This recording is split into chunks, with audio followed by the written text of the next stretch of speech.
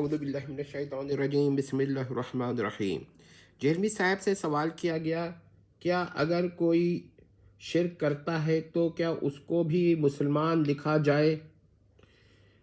تو جہلمی صاحب نے جواب دیا کہ یہی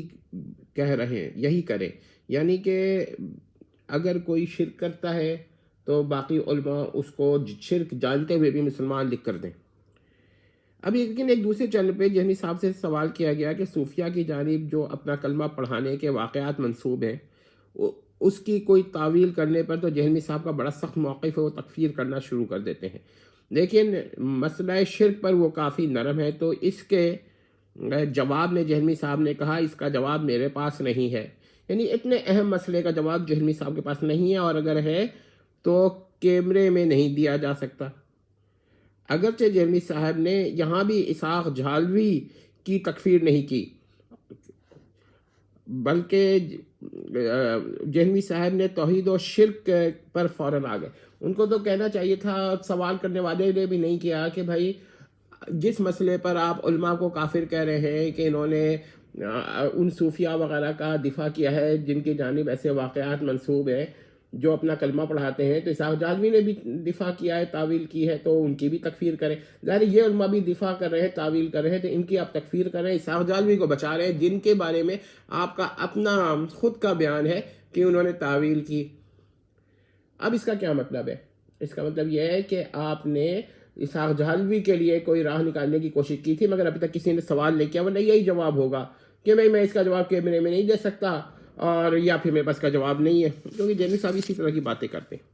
لیکن ہم آپ کو بتاتے ہیں شرک کے بارے میں کہ جہلمی صاحب نے کیوں نہیں جواب دیا، اس لیے کہ ان کا اپنا شرک ظاہر نہ ہو جائے، اس لیے نہیں کہا۔ جہلمی صاحب کے نزدیک شرک کی تعریف بیان کروں گا اور توحید کی بھی۔ تو جہلمی صاحب کے نزدیک توحید یہ ہے کہ حادث سے قدیم کو الگ اور جدا اعتقاد کرنا، یہ توحید ہے جہلمی صاحب کی۔ اور شرک کیا ہے؟ جہلمی صاحب کے نزدیک شرک خالق اور مخلوق کو ایک اعتقاد کرنا ہے۔ اب اتنی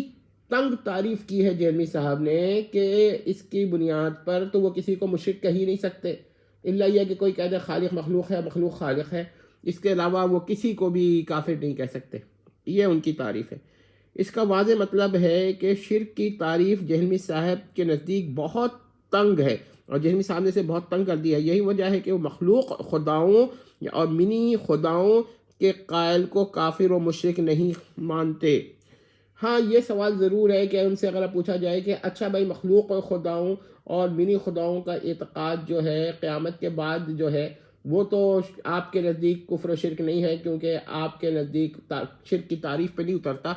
تو کیا اس وقت کوئی قائل ہو جائے تو اس کی یہ شرک کی تعریف میں اترے گا؟ تو جہلمی صاحب کے میرا خیال یہی جواب ہوگا کہ میں اس کا جواب کیمرے پہ نہیں دے سکتا، اور اگر ہے تو وہ میں آن لائن کیمرے پہ نہیں دوں گا، کسی اور جگہ دوں گا، ٹھیک ہے؟ یہ خاموشی سے دوں گا، اور باقی کوئی اس وقت کیمرہ نہ رکھے، اور اگر رکھے گا تو اس سے میں قیامت کے دن مطالبہ کروں گا کہ اس نے چھپا کر کیمرہ کیوں رکھا تھا، اور پھر یہ ہو سکتا ہے تلاشی بھی لیں یا کوئی ایسی ڈیٹیکٹر ہو جو کیمرے کو ڈیٹیکٹ کر لے، تب جا کے یہ احتیاطاً جواب دیں۔ تو جہلمی صاحب کا جواب ہم دے دیتے ہیں، اتنی محنت کی کسی کو ضرورت نہیں ہے۔ ان کی تعریف شرک بہت محدود ہے، تو وہ جب کسی کو شرک کہتے ہیں نا تو ضروری نہیں ہے کہ وہ اس کو دل سے کہہ رہے ہوں، کیونکہ ان کے نزدیک تعریف شرک بہت محدود ہے۔ اچھا بھائی، اس کے علاوہ جہلمی صاحب کے نزدیک تو یہ بھی شرک و کفر نہیں ہے کہ خدا انسان کی صورت میں آئے،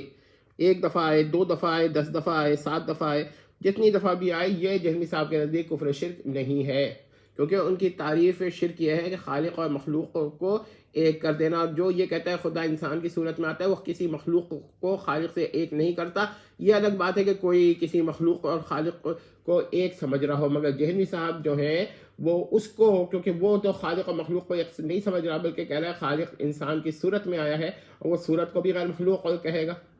اسے ہم کہیں گے کہ یہ اینتھروپومورفزم ہے، اگرچہ ایکوائرڈ اینتھروپومورفزم یا یہ کہیے کہ ایزیومڈ اینتھروپومورفزم ہے۔ تو یہ جہلمی صاحب جو ہے نا اتنے اس حد تک چلے گئے ہیں کہ اب ان کے پاس جوابات نہیں ہیں، مگر مجھے حیرت ہے کہ ان کے ماننے والے اس حد تک کیوں چلے گئے، ان کے ماننے والے اس حد تک کیوں چلے گئے کہ وہ جہلمی صاحب کی ہر بات مان لے رہے ہیں،